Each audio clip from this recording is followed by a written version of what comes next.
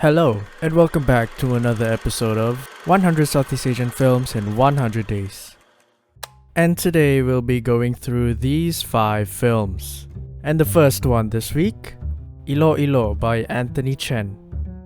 This film has that special way of telling a story about parenting in the most personal and psychologically intimate way, akin to Asian parenting. Its sharp actions and blunt responses between the characters gave a tangible energy that were pushing and pulling many aspects of struggle in life within the family. One thing I would describe about this film is that it shows you a range of problems from personal to a communal level and how the characters work through it, but not giving you a definite answer. It tells you that sometimes with all the weight on your shoulders, it's good to just stop, feel what you have to feel, and not run away from what you're running from. This film manages to capture emotions that are contained, that shows humility in a humane way.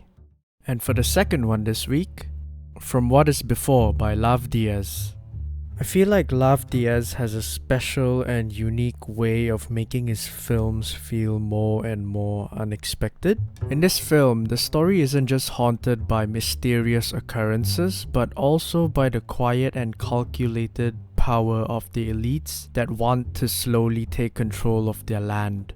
This had many layers that branches out into more layers because it doesn't just talk about one thing, it talks about all the things that it puts on the table and leaves no crumbs. Every single problem from the individual to the country as a whole has a part to play in this film. Shots, framing, characters, metaphors all work hand in hand to piece together a rigid film that expresses more than words can explain. It's a great film and I think you should see it for yourself.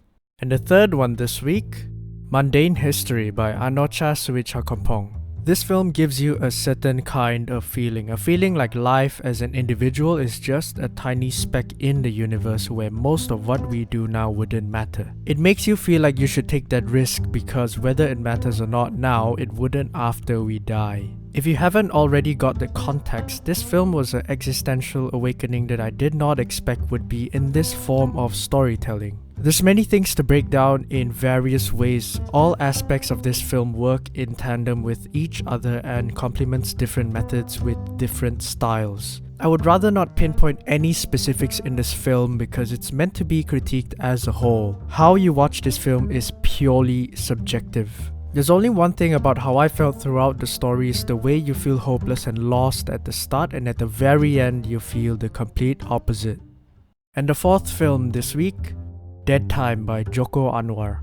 I have mixed feeling about this one, hence the rating. Maybe if I watched this from an entertaining point of view I would love this more, but it's hard when overall I describe this film as cheap. I think the SFX could have had more love put into it. The production design and the art style feels confusing. Not sure what its goal is to making it look that way. The pacing either feels off or rushed, like there were plot holes here and there, but also unnecessary ones. One thing it does have going is the ending, which is to me a fun surprise, and as a film I did have fun of the absurdity it has. Because I don't want my thoughts on this film to be completely dejected, I want to love this film. Unfortunately for me, it did not hit a certain level of satisfaction enough for me to enjoy it. And the fifth film this week, Rice People by Rithi Pan. This film doesn't spare any of its characters and it does it naturally without any external forces. Most, if not all, their misfortunes is like the universe is testing them. I would say the perfect way to describe this is the Murphy's Law, whereby whatever can go wrong will go wrong. It's like watching the characters rebuild in a collapsing environment. They can only accept what's left of it.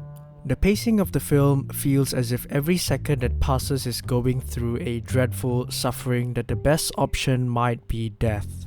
The characters are reactive to the circumstances as that is the only way they could react when taking life's beatings. It's a very harsh and painful film. The final shot of this film was like the nail in the coffin that shows us life can be a silent death in a desolate space and lonely world.